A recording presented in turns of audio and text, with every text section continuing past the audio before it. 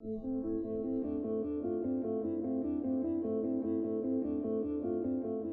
investor, markets have taken a step back with the rise in COVID cases.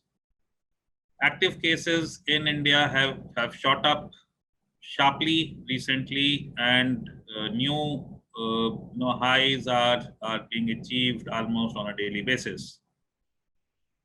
We are here trying to focus on, would the step up in cases have an economic impact and hence a market impact, rather than take a real view on the case trajectory itself. We have been holding the view that given the economic cost, stringent and long lockdowns like the one we witnessed at the beginning, the first one, would probably not recur. The trend that we have been observing is that of short, localized lockdowns, and we believe this is going to remain the instrument of choice. However, the sharp increase in cases could cause more stringent and widespread measures across different parts of the country, but not all at once.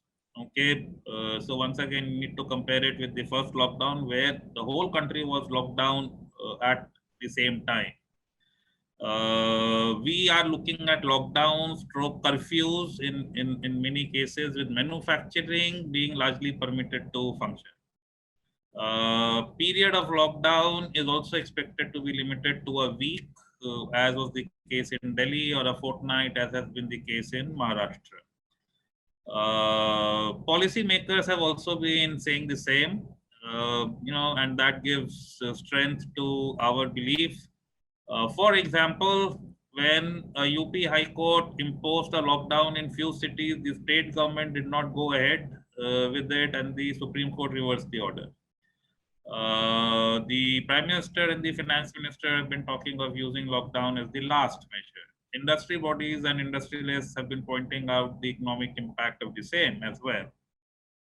So we do believe that unless absolutely necessary, the lockdowns would be short, localized events rather than widespread nationwide events. And such an occurrence may not have significant economic impact. Small maths, a week is less than 2%, a fortnight is less than 4% of the year. And given that the lockdown is occurring in one part of the country and not the whole country, the impact of the same could be a fraction of a percent. And once again, not all demand that is there at a particular period of time is lost because of lockdown. Some bit of it can manifest itself as pent up in the next period. As we speak, some of the rating agencies who have brought out revised outlook have pared down their India growth outlook by 0.5%. That still leaves us with a very good growth outlook for India in fiscal 22. The numbers that we are working with are tending to be between 11 and 12%, even after the correction. And we do believe unless, and this is something for you to watch out for, unless the cases rise sharply and there is a distinct change in enforcements of lockdowns or customer behavior, we would continue to hold this view. With this view, what is our outlook on the market?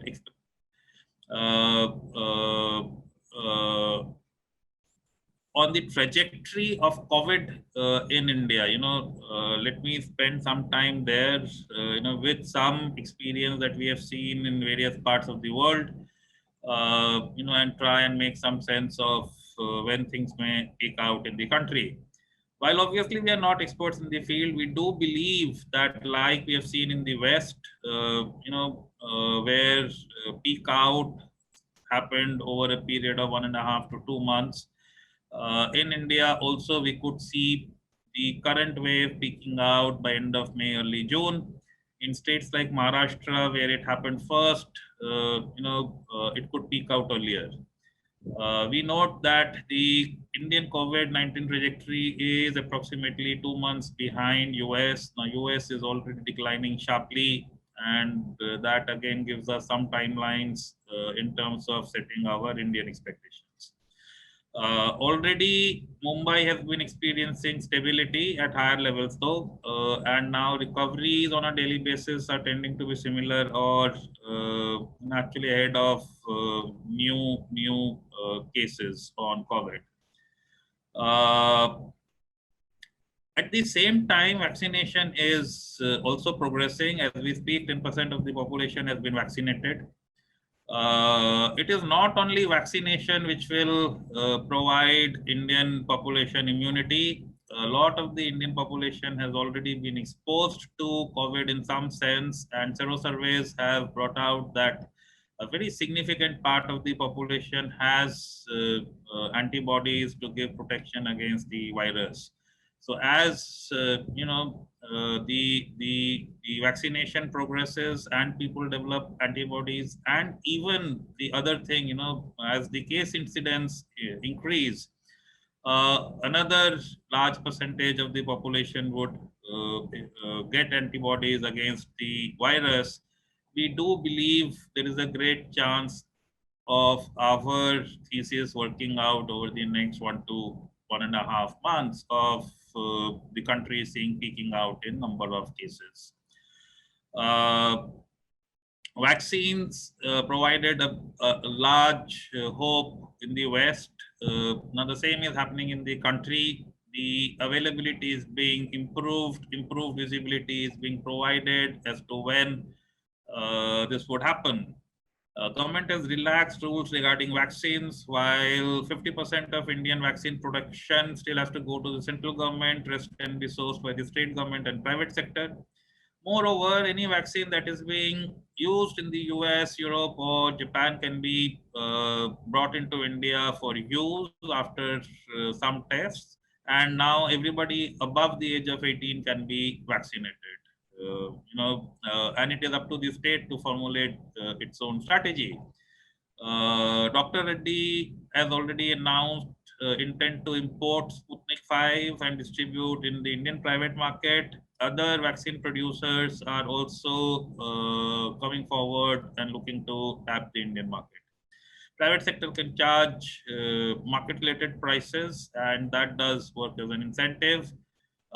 We do expect that the focus of vaccination in the new regime would shift to areas where the incidence is high, such as the cities, and in manufacturing and IT hubs where workers, for example, work in close proximity. Infection is spreading in the hinterland from cities, and hence, to my mind, it is important that cities are brought under control rapidly. Domestic manufacturers are increasing production capacity and have brought about their plants in the media, and along with imports, which also would come in towards the end of May. We do expect that with focused approach, vaccine availability should improve sharply in the more impacted spaces in the country. Vaccination of the entire population, though, even with increased production and global sourcing, could take a year, and hence we do believe a focused approach is very important.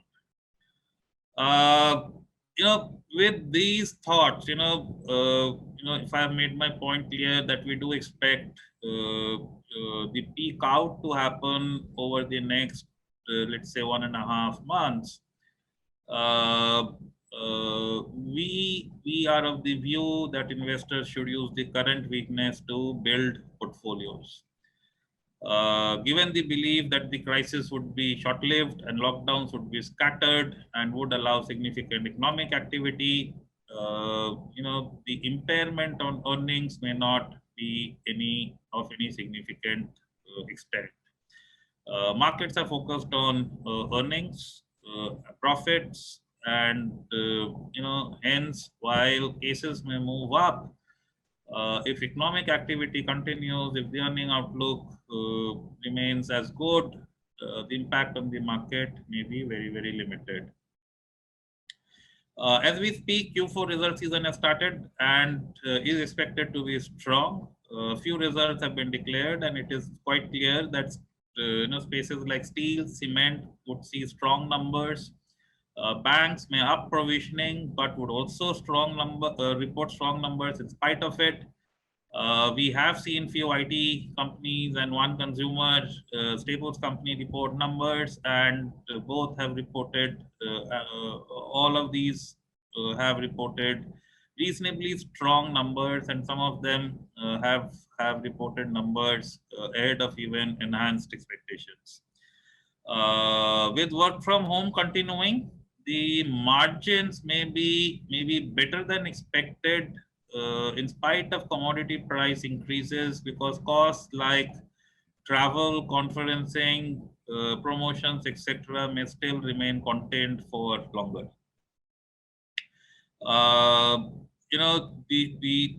There would be tailwind from good, strong YOY results till at least Q2 of financial 22. So, investor in the present has a good Q4 financial 21 to look forward to, Q1 financial 22 and Q2 financial 22 to look forward to, in terms of strong earnings from India Inc. On a YOY basis. To give you some sense, the earnings momentum could take the index EPS to over 700 in financial 22 and to over 800 in financial 23 after spending 7 years in the 400s. This is on the Nifty EPS. Policy environment remains conducive. There is a problem. The policymakers are going all out to help businesses stand up, do well. Government is trying to catalyze new businesses. It continues to roll out PLI schemes in various sectors. RBI, the central bank, has maintained an accommodative monetary policy stance. And India is also beginning to see some measures on quantitative easing. Moreover, while the Indian economy may receive some amount of setback, yes, we have said that overall growth could reduce by, let's say, 0.5%, given the current understanding. A lot of it may already be factored in by the stock markets. On a relative basis, we have underperformed other markets in recent times. Also, if we look at earnings trajectory, markets are just about as much higher from the pre-COVID peak as financial 22 earnings are expected to be over financial 21. So, given this, that markets are moving more or less lockstep with earnings growth, we do believe the current levels are sustainable and provide a great entry point for new investors. Valuations have become more favorable with a drop in the market. We continue to work with 16,000 to 16,500 range for Nifty index over the next fiscal. The dips do provide investors a better return possibility over the next 1 year. And there would be benefit from tailwinds, from favorable policy environment, and strong earning momentum for at least the next 9 months. Over the last 1 year, we have made substantial changes to the portfolio. We began the fiscal with large position in the consumption space. So at the end of March last year, consumption was 48+% of our portfolios. Economy was slowing down, and we were focused then on small ticket consumption items. That was the space we thought would deliver growth of the variety that we want, long period compounding types. The other thought was, at that point in time, government execution of housing for all and electricity for all was providing some tailwind for again small ticket consumption space. So stuff like staples, electricals like fans, wirings, etc. belong to that category, and this was represented in our portfolios. Over time, as economy began to deflate from the COVID lows, we have slowly taken money away from the consumption part and invested into spaces which we believe, have seen a sustained and sustainable improvement in outlook. Such as IT and technology. People who are spending time at home are doing more on the net. In lockdowns, for example, people are ordering more on the net, and some bit of these changes could prove to be more permanent. China plus one sourcing strategy is a reality. Pharmaceutical and chemicals are spaces where, if you are looking beyond China, India probably is the only other credible alternative.